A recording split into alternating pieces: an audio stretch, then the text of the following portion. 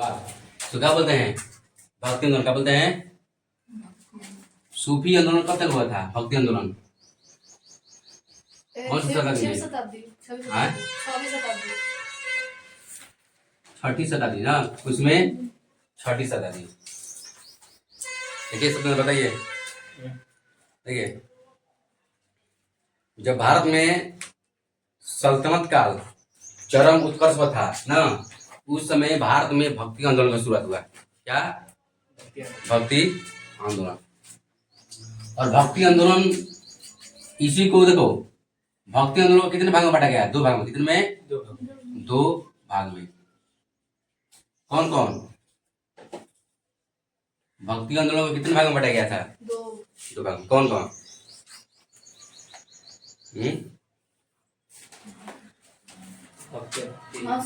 सद्गुण और निर्गुण। सद्गुण क्या बोलते हैं? सद्गुण और निर्गुण। सद्गुण और निर्गुण ना। सद्गुण का मतलब क्या होता है?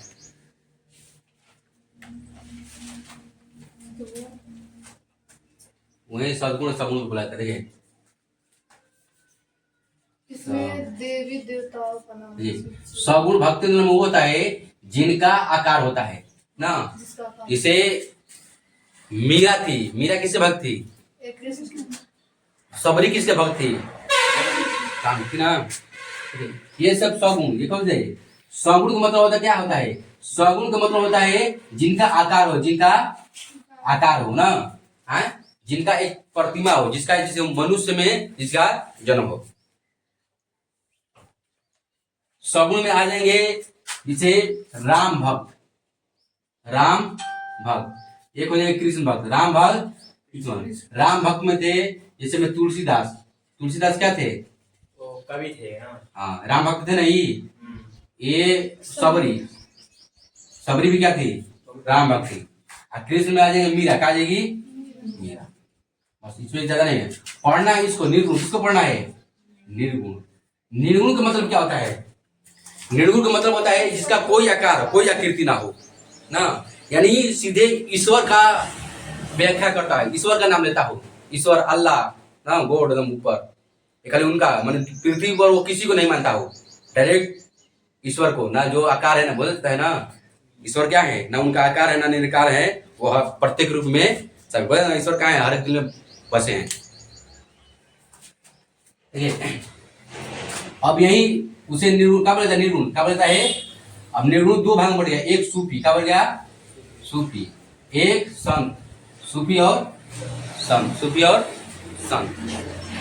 संत में बड़े बड़े महात्मा हुए, जो गुरु नानक वो क्या थे? संत थे ना। कबीर क्या थे? संत थे। रविदास जी वो क्या थे? संत थे। हाँ बस हो गया। अब ये सब याद न रखिए। अब आ गया सूफी। क्या गया? सूफी। सूफी के बारे में पढ़ा जाते हैं। सूफी के बारे में पढ़ा था। देखिए सूफी, सूफी, सूफी, सूफी शब्द किससे बना? क्वेश्चन पूछा है, सूफी शब्द किससे बना है? तो पाक शब्द से। किसे? सांप से। किसे? सांप से। और सूफी जो पीर बाबा लोग होते हैं ना, उनका रहने की आवाज को क्या बोलते हैं? सूफी। खानका नहीं आता सेठ मुस्लिम। सेठ में क्वेश्चन नहीं आया था कि जो संत लोग होते हैं, जो पीर लोग होते हैं, उनके रहने की आवाज को क्या बोलते हैं? धर्मशाला। आया था कुछ में सेठ में, सेठ एक दिन आया था, उसमें आया था कुछ। उनके निवास स्थान को क्या बोलते हैं? खानका। क्या बोलते हैं? खानका ना। और पीर किसे बोलते हैं? पीर संत को ही बोलते हैं। पीर संत को बोलते हैं। पीर किसको बोलते हैं? संत को। जो मुस्लिम लोग में सूफी होते हैं, जो पीर पी गाते हैं ना, और उनके चेला क्या होते हैं? चेला को क्या बोलते हैं? चेला को मुरीद क्या बोलते हैं? मुरीद। वही चेला को मुरीद कहा जाता है। सूफी कहा देगा, सूफी पीर को क्या? सूफी में पीर बाबा जो संत होते हैं, और चेला होते हैं उनका क्या बोलते हैं? चेला को क्या बोलते हैं? मुरीद। क्या बोलते हैं? सूफी जानते हैं। हाँ देखिए भारत में सबसे अगर इस्लाम धर्म का फैलाव हुआ है किससे हुआ है? सूफीज्म से हुआ है।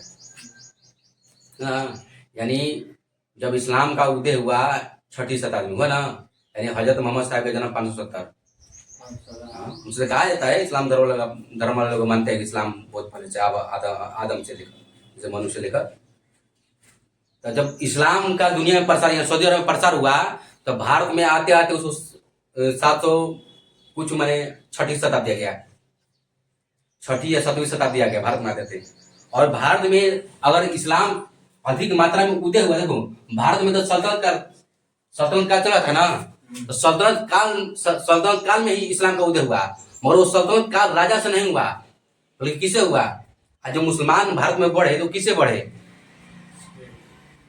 सल्तनत काल जो आया था वो सब जैसे इल्तुतमिश वो लोग से बढ़े, सूफीज्म से बढ़े। यानी आए थे मोहम्मद गौरी के साथ एक पीर आए थे, उनका नाम था ख्वाजा मोइनुद्दीन चिश्ती। कौन?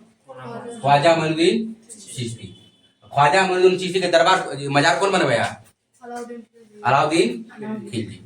यानी जो जितना सल्तनत काल का शासक आया उन्हीं के लोग ये पीर बाबा जी लोग आए, मन संत लोग आए ना। आई संत लोग का भारत में बहुत प्रभाव रहा। जैसे कि इस्लाम धर्म में होता है कि कोई उसमें भेदभाव नहीं होता ना, कि मस्जिद के जो होता है जब नमाज होता है तो नमाज में कोई भी छोटा बड़ा नहीं होता है, सब एक बराबर है, एक समान होता है।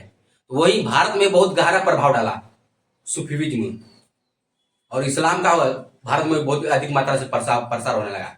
क्योंकि भारत तो उस समय जो बहुत अधिक अंदर से जातीयता में फैला था, आज भी होता है, कष्ट होता है ना जातीयता में, आज भारत में बहुत जातीयता है, यानी ऊंच नीच।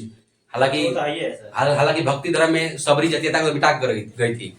जैसे राम कथा में सबरी माने राम की भक्ति नीच काट से थी, छोटे काट से थी, मगर आज भी चलता है हमारे देश में ऐसा सब।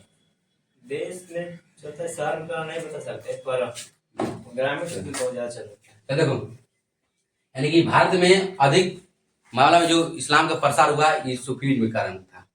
हाँ, ख्वाजा मोइनुद्दीन चिश्ती आए, ये अजमेर में अपना इस्लाम का वर्चस्व प्रचार करने लगे, लोग अधिक मात्रा में इस्लाम धर्म कबूल करने लगे ना। और सब बाबा से चले गो।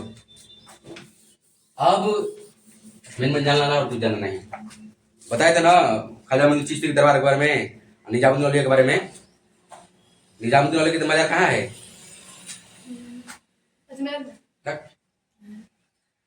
निजामुद्दीन औलिया के दिल्ली। कहाँ है? दिल्ली। निजामुद्दीन औलिया किसके चेला थे? देखो निजामुद्दीन औलिया भी एक पीर थे। क्या थे? पीर थे। मगर ये किसके चेला थे? एक ख्वाजा बख्तियार काकी का। किसके?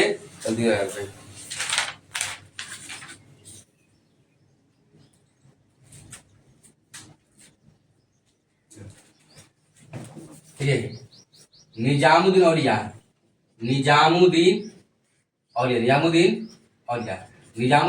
के गुरु कौन थे? बाबा फरीद। कौन थे? बाबा फरीद। क्वेश्चन कहता है कि गुरु ग्रंथ साहिब क्या है? सिख धर्म का पवित्र पुस्तक है। सिख धर्म का धार्मिक पुस्तक कौन सा है? गुरु ग्रंथ साहिब ना। तो गुरु ग्रंथ साहिब में किस संत का, किस सूफी का जिक्र किया गया है? बाबा फरीद। किसका? बाबा फरीद का। और बाबा फरीद के चेला कौन थे? निजामुद्दीन औलिया। और निजामुद्दीन औलिया के चेला कौन थे? अमीर खुसरो। कौन थे? अमीर खुसरो। हाँ, अमीर खुसरो क्या बोलता है? भारत में कव्वाली का जनक, कव्वाली का काबला के जनक, पहेली का किसे कहता है? अमीर खुसरो का ना। इनका भी मजार कहाँ है? वहीं इनके बगल में, दिल्ली में। कव्वाली पहला गाना ये शायद। हाँ, भारत में जो कव्वाली के लेखन हुआ, यानी यही सुनो कव्वाली सुनो, छाप तिलक सब छीनी रहे तो नैना मिला के, यानी अमीर खुसरो ऐसा शब्द लिखते थे, मतलब प्रेम। देखो कव्वाली गजल में होता क्या है? कव्वाली और गजल में मोहब्बत का जिक्र किया जाता है, प्रेम का जिक्र किया जाता है। देखिए यानी संत जो लोग होते थे, यानी ईश्वर के आराधना में हमेशा डूबे रहते थे। इतना प्रेम। ऐसा ही ये चेला लोग होते थे, अपने पीर के आराधना में ऐसा डूबे रहते, तो हमेशा भक्ति भाव के एकदम मस्त रहते थे। बहुत से पीर हुए ना। ख्वाजा मोइनुद्दीन चिश्ती। भारत में चिश्ती संप्रदाय के जनक कौन थे? चिश्ती संप्रदाय, ख्वाजा मोइनुद्दीन चिश्ती ना। वही भारत में 4 सिलसिला है।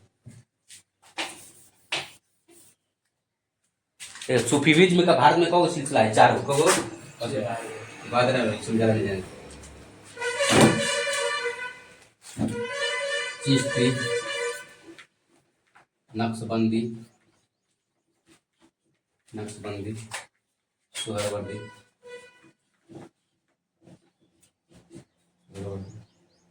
कादरी। ठीक है। भारत में, ठीक है, इस्लाम धर्म में ना सूफी यानी संत सिलसिला में भारत में जो सूफीज्म का जो ब्रांच है यानी शाखा है, जो उर्दू में लोग क्या बोलते हैं, सिलसिला, क्या बोलते हैं, सिलसिला। ये 4 सिलसिला है। चिश्ती, कौन, चिश्ती। चिश्ती धर्म के संस्थापक कौन थे, चिश्ती संप्रदाय के ख्वाजा मोइनुद्दीन चिश्ती। कौन थे, ख्वाजा मोइनुद्दीन चिश्ती ना। इनका मैदान कहाँ है, अजमेर में। कहाँ है, अजमेर में। एक संप्रदाय है नक्शबंदी। कौन है, नक्शबंदी। इसका संस्थापक है ख्वाजा बहाउद्दीन। एक सिलसिला है सुहरावर्दी। क्या है, शहाबुद्दीन सुहरावर्दी। टेस्ट चल रहा है क्या सर इंटर वाला का? हाँ? प्रियांशु चौधरी लिखा है सर, टेस्ट कब से होगा? शहाबुद्दीन सुहरावर्दी। शेख सिलसिला कादरी का शेख अब्दुल कादिर, शेख अब्दुल। चलो इतना जाना, बस ये 4 दिन ना देना, खत्म हो गया। शुक्र जो ना, इसमें कुछ ज्यादा नहीं जाना है, इतना इससे ज्यादा नहीं पूछेगा। मैंने पूछेगा इसको याद रखना हमेशा। चिश्ती संप्रदाय के ख्वाजा मोइनुद्दीन चिश्ती। पढ़ते हैं मुगल आप लोग को।